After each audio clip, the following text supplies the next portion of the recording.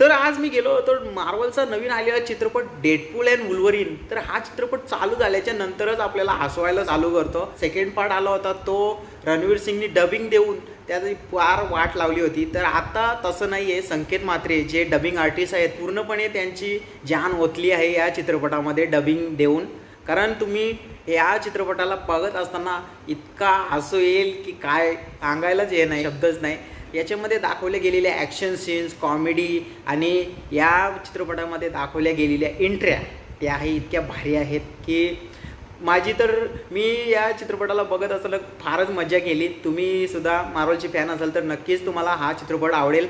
आणि याच्यामध्ये मला आवडलेला जो सीन होता तो या चित्रपटामधील व्हेरियंट डेडपूलचे कुठेच असा फील करून देणार नाही की हा चित्रपट आपल्याला बोर करतोय. हा चित्रपट एकदम बांधून ठेवतोय पब्लिकला थिएटरमध्ये. तर फुल टू कॉमेडी असल्यामुळे कुठेच असं वाटणार नाही तुम्हाला. तर या चित्रपटाचा मराठीमध्ये सुद्धा ट्रेलर आला होता, तोही संकेत म्हात्रेच्या ओरिजिनल आवाजामध्ये. आणि तो इतका भारी होता ट्रेलर.